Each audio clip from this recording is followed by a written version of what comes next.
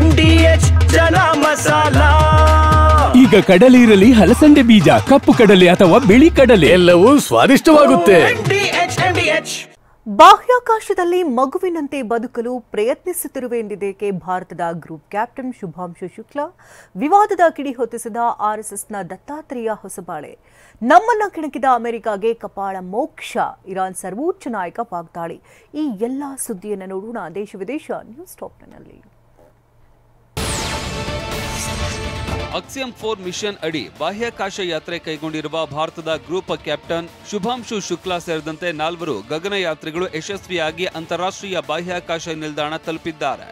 Space ಎಕ್ಸ್ನ Falcon 9 dragon rocket ಅನ್ನು ಅಮೆರಿಕಾದ ಕೆನಡಿ ಬಾಹ್ಯಾಕಾಶ ಕೇಂದ್ರದಿಂದ ಬುಧವಾರ ಉಡಾವಣೆ ಮಾಡಲಾಯಿತು. 28 ಗಂಟೆಗಳ ಪ್ರಯಾಣದ ಬಳಿಕ ಭಾರತೀಯ ಕಾಲಮಾನ ನಿನ್ನೆ ಸಂಜೆ 4:30ಕ್ಕೆ ಬಾಹ್ಯಾಕಾಶ ನಿಲ್ದಾಣದಲ್ಲಿ ಯಶಸ್ವಿಯಾಗಿ ಡಾಕಿಂಗ್ ಮಾಡಲಾಯಿತು.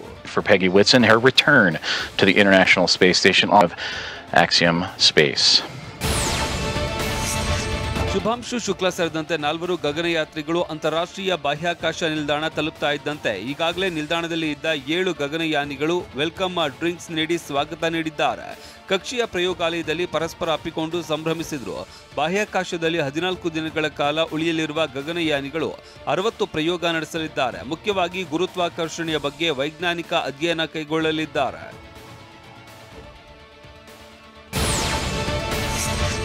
ಅಂತಾರಾಷ್ಟ್ರೀಯ ಬಾಹ್ಯಾಕಾಶ ನಿಲ್ದಾಣದಿಂದ ವಿಡಿಯೋ ಸಂದೇಶ ನೀಡಿರುವ ಶುಕ್ಲಾ, ಸೂಕ್ಷ್ಮ ಗುರುತ್ವಾಕರ್ಷಣೆ ಪರಿಸ್ಥಿತಿಯಲ್ಲಿ ಮಗುವಿನಿಂದ ಬದುಕೋದಕ್ಕೆ ಪ್ರಯತ್ನಿಸ್ತಾ ಇದ್ದೇವೆ. ನಿರ್ವಾತ ಪ್ರದೇಶದಲ್ಲಿ ತಲುಪ್ತಾ ಇರೋದು ಅದ್ಭುತ ಅನುಭವ ಅಂತ ಹೇಳಿದ್ದಾರೆ. ನಮಸ್ಕಾರ. 140 ಕೋಟಿ ಭಾರತೀಯರ ಕನಸು ಭರವಸೆಯನ್ನ ಹೆಗಲ ಮೇಲೆ ಹೊತ್ತುಕೊಂಡು ಬಂದಿದ್ದೇನೆ.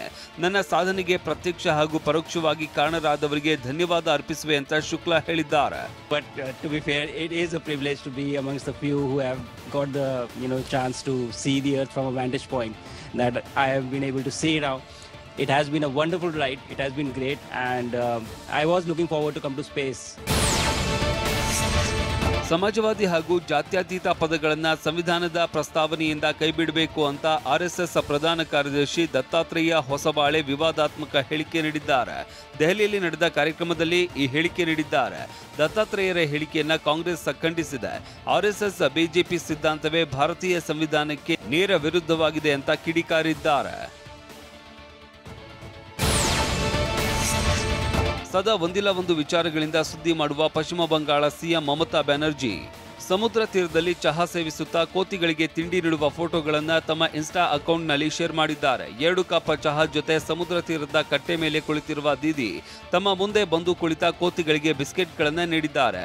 ಟೀ ಬೈ ದಿ ಸಿ ಅಂತ ಫೋಟೋಗಳಿಗೆ ಮಮತಾ ಕ್ಯಾಪ್ಷನ್ ಕೊಟ್ಟಿದ್ದಾರೆ.